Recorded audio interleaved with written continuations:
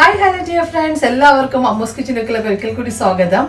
ഇപ്പോൾ നമ്മുടെ ഓണത്തിന്റെ റെസിപ്പീസ് ഒക്കെ വരവായി. അപ്പോൾ ആദ്യമായിട്ട് ഞാൻ നിങ്ങൾക്ക് ഓണത്തിനായിട്ട് കൊണ്ടുവന്നിരിക്കുന്ന ഒരു വിഭവം എന്ന് പറയുന്നത് മധുരമേറിയ ഒരു പൈനാപ്പിൾ കറിയാണ്.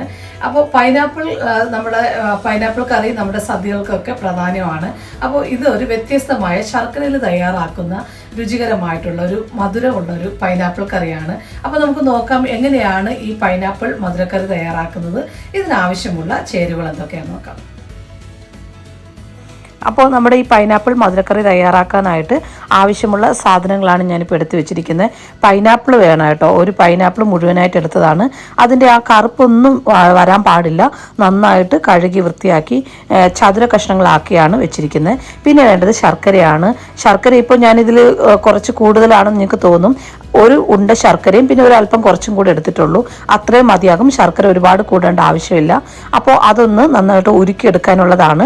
അതിൻ്റെ നമ്മുടെ ആ മണ്ണെല്ലാം ഒന്ന് കളയണം. ഉരുക്കി കഴിഞ്ഞതിന് ശേഷം നമുക്ക് അതൊന്ന് അരിച്ചെടുക്കേണ്ടതായിട്ടുണ്ട്. പിന്നെ വേണ്ടത് തേങ്ങയാണ്. തേങ്ങ നല്ല മൂപ്പുള്ള തേങ്ങ വേണം എടുക്കാനായിട്ട് കേട്ടോ. അപ്പം ഞാനൊരു അരമുറി തേങ്ങ നന്നായിട്ട് തിരുമ്മി മാറ്റി വെച്ചതാണ്. പിന്നെ വേണ്ടത് കറുത്ത മുന്തിരിയാണ്. കറുത്ത മുന്തിരിയാണ് ഇതിൻ്റെ ഹൈലൈറ്റ് എന്ന് പറയുന്നത്. അത് തന്നെ ഇടാൻ നോക്കുക. അതൊരു അല്പം മതിയാവും. ഒരു 10-15 മുന്തിരി മതിയാകും. പിന്നെ നമുക്ക് താളിക്കാനുള്ള സാധനങ്ങൾ കറിവേപ്പിലയും അതുപോലെ കടുകിലൊന്ന് താളിച്ചൊഴിക്കുക. അത്രേ വേണ്ടൂ. അപ്പോൾ ആ ഒരു സാധനങ്ങളെല്ലാം നമ്മളിവിടെ എടുത്ത് വെച്ചിട്ടുണ്ട്. ഇപ്പോൾ ഇതേ ഒരു പാത്രത്തിലേക്ക് ഞാൻ പൈനാപ്പിൾ ഇട്ട് കൊടുത്തിട്ടുണ്ട്. പൈനാപ്പിളിന് നല്ല വേവാണ് കേട്ടോ. അപ്പോൾ അതുകൊണ്ട് കുക്കറിൽ വേണമെങ്കിൽ അങ്ങനെ ചെയ്യാം. ഇനി ഇതിലേക്ക് ഒരു 1/2 ടീസ്പൂണ് മഞ്ഞൾപ്പൊടി ഇട്ട് കൊടുക്കാം. ഇനിയിപ്പോൾ 1/2 ടീസ്പൂണ് കാശ്മീരി മുളക് പൊടി. കാശ്മീരി മുളക് പൊടി തന്നെ മതി കേട്ടോ. സാധാ മുളക് പൊടി നല്ല ഉപയോഗിക്കുന്നത്. ഒരല്പം ഉപ്പ് 1/2 ടീസ്പൂൺ മതിയാകും. ഇനി ഒരല്പം വെള്ളം കൂടെ ഒഴിച്ചിട്ട്, വെള്ളം ഒഴിക്കുമ്പോൾ ശ്രദ്ധിക്കുക, പൈനാപ്പിളിൽ ഓൾറെഡി വെള്ളമുണ്ട്. അപ്പോൾ അതുകൊണ്ട് ഒരുപാട് വെള്ളത്തിൻ്റെ ആവശ്യമില്ല. ഒരല്പം വെള്ളം ഒഴിച്ച് അടച്ച് വെച്ചിട്ട് വേവിക്കാം. കുക്കറിലാണെങ്കിൽ 4 വിസിൽ കൊണ്ട് വെന്ത് കിട്ടും.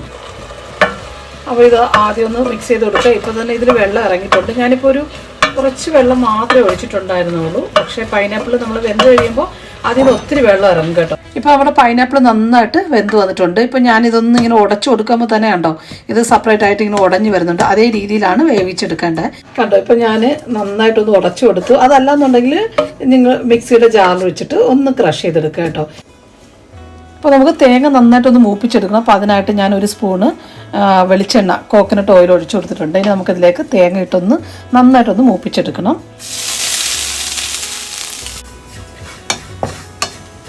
അപ്പോൾ തേങ്ങ നന്നായിട്ടൊന്ന് മൂപ്പിക്കണം കേട്ടോ. നല്ലൊരു ബ്രൗൺ നിറാകണം. ഇപ്പോൾ ഇതേ തേങ്ങ നന്നായിട്ട് മൂത്തിട്ടുണ്ട്. ഇത്ര മതിയാകും കേട്ടോ. ഒരുപാട് ബ്രൗൺ ആകേണ്ട ആവശ്യമില്ല. നല്ലൊരു പൊന്നിൻ്റെ നിറമായി. ഇനിയിപ്പോൾ നമുക്ക് ശർക്കര ഒന്ന് ഉരുക്കി എടുക്കണം കേട്ടോ. ശർക്കര ഉരുക്കി എടുക്കാനായിട്ട് ഞാൻ അതിട്ട് കൊടുത്തിട്ടുണ്ട്. ഒരല്പം വെള്ളത്തിൽ വേണം നമുക്ക് ശർക്കര ഉരുക്കിയെടുക്കാനായിട്ട്. അതുപോലെ നല്ല തിക്കുണ്ടായിരിക്കണം കേട്ടോ ശർക്കര ഉരുക്കിയെടുക്കുമ്പോൾ. അപ്പോൾ അതുകൊണ്ട് ഒരല്പം വെള്ളത്തിൽ മതിയാകും. പെട്ടെന്ന് നമുക്ക് ഇതൊന്ന് ഉരുക്കിയെടുക്കാം. ഈ ശർക്കര ഉരുക്കുമ്പോൾ ഒരുപാട് വെള്ളം ഒഴിക്കരുതെന്ന് പറഞ്ഞു കഴിഞ്ഞാൽ പിന്നെ അത് നമുക്ക് വറ്റിക്കാനായിട്ട് നമ്മുടെ കറിക്ക് വറ്റിച്ച് വരാനായിട്ട് ഒരുപാട് സമയമെടുക്കും. അപ്പോൾ അതുകൊണ്ടാണ് ഒരല്പം വെള്ളം ഒഴിച്ചതിന് ശേഷം കുറുക്കിയെടുത്താൽ മതിയാകും. ഇതിപ്പോൾ ഞാൻ വേറൊരു പാത്രത്തിലേക്ക് മാറ്റിയിട്ടുണ്ട്. കാരണം നമുക്ക് ഇനി ഇതിലേക്ക് നമ്മൾ നേരത്തെ വറുത്ത് വെച്ചിരിക്കുന്ന തേങ്ങയും പിന്നെ അതുപോലെ നമ്മുടെ ശർക്കരയൊക്കെ ഒഴിക്കേണ്ടതല്ലേ. അപ്പോൾ അതുകൊണ്ട് ഞാൻ ഒരു സൗകര്യത്തിന് വേണ്ടിയിട്ട് വേറൊരു പാനിലോട്ട് മാറ്റിയതേ ഉള്ളൂ. ഒരു ഇരുമ്പ് പാനാണെന്നുണ്ടെങ്കിൽ രുചി കൂടും കേട്ടോ. അത് നല്ലതാണ്. ഇനിയിപ്പോൾ നമ്മുടെ പൈനാപ്പിളൊക്കെ നന്നായിട്ടൊന്ന് മിക്സ് ചെയ്തു. അതിൽ വെള്ളമൊക്കെ ചെറുതായിട്ട് ഇങ്ങനെ പറ്റി തുടങ്ങുമ്പോൾ നമുക്ക് ശർക്കര പാനി ഒഴിച്ചു കൊടുക്കാം. ശർക്കര പാനി ഒഴിച്ച് അത് നന്നായിട്ട് നമ്മുടെ പൈനാപ്പിളുമായിട്ട് മിക്സ് ചെയ്ത് നന്നായിട്ടൊന്ന് വറ്റി വരണം കേട്ടോ. അപ്പോൾ അതാണ് അതിൻ്റെ ഒരു ടേസ്റ്റ് എന്ന് പറയുന്നത്. അപ്പോൾ അതിൽ മാത്രമേ നമുക്ക് ഇച്ചിരി സമയം എടുക്കത്തുള്ളൂ.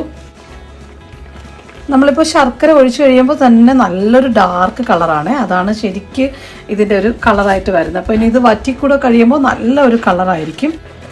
അപ്പോൾ ഇതിൽ ഒരല്പം സമയം എടുക്കുന്നത് ഇതിന് മാത്രമാണ്. ഇച്ചിരി അല്പം ഒരു സമയം എടുക്കുന്നത് പിന്നെ നമ്മൾ പൈനാപ്പിൾ ഉപ്പിട്ടിട്ട് വേവിച്ചത് കൊണ്ട് ഈ സമയം ആകുമ്പോൾ ഈ നമ്മൾ ശർക്കര ഒഴിക്കുമ്പോൾ മധുരം എല്ലാം ബാലൻസ് ആയിക്കോളും. പിന്നെ നമ്മൾ ഉപ്പിടേണ്ട ആവശ്യം വരുന്നില്ല. ഇനി ഇതൊന്ന് നന്നായിട്ട് ശർക്കര നന്നായിട്ടൊന്ന് ഉരുകി ഈ പൈനാപ്പിളുമായിട്ടൊന്ന് ചേർന്ന് വരണം. ഇപ്പോൾ തന്നെ നല്ലൊരു മണമാണ്. ഇപ്പോൾ നമ്മുടെ പൈനാപ്പിളും ശർക്കരയും കൂടെ നന്നായിട്ട് വറ്റി നല്ലൊരു രീതിയിലായിട്ട് വന്നിട്ടുണ്ട്. അപ്പോൾ ഒരുപാട് വറ്റിക്കേണ്ട ആവശ്യമില്ല. ഇപ്പോൾ കണ്ടല്ലോ, ഇതേ ഒന്ന് കുറുകി വരുമ്പോൾ നമുക്കിതിലേക്ക് നമ്മൾ നേരത്തെ മൂപ്പിച്ച് വെച്ചിരിക്കുന്ന നമ്മുടെ തേങ്ങ ചേർത്ത് കൊടുക്കാം. തേങ്ങ ചേർത്ത് നന്നായിട്ടൊന്ന് മിക്സ് ചെയ്യാം. ഇപ്പോൾ ഇത് നന്നായിട്ട് വറ്റി വന്നിട്ടുണ്ട്. ഇപ്പോൾ നമ്മൾ ഇട്ട ഈ വറുത്തരച്ച തേങ്ങയും കൂടി ഇട്ടപ്പോൾ നല്ലൊരു മണമാണ്. ഇനി നമുക്കിതിലേക്ക് ഫ്ലെയിം ഓഫ് ചെയ്തതിന് ശേഷം കേട്ടോ, ഫ്ലെയിം ഇട്ടുകൊണ്ട് വേണ്ട, ഇപ്പോൾ നന്നായിട്ട് ചൂടുണ്ടല്ലോ, അപ്പോൾ ഇനി ഫ്ലെയിം ഓഫ് ചെയ്യാം. ഇനി നമുക്കിതിലേക്ക് മുന്തിരി ചേർത്ത് കൊടുക്കാം. മുന്തിരി ഇട്ടിട്ട് നമ്മളിനി ഒന്നും ചെയ്യേണ്ട ആവശ്യമില്ല. മുന്തിരി ഇട്ട് ഒന്ന് മിക്സ് ചെയ്തതിന് ശേഷം നമുക്ക് ഇത് ഇറക്കി വയ്ക്കാം. മുന്തിരി ഒരുപാട് വെന്ത് പോകരുത്, അതുകൊണ്ടാണ്.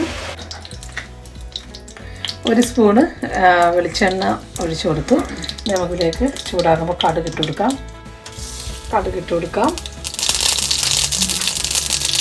വറ്റൽമുളക്, അല്പം കറിവേപ്പില.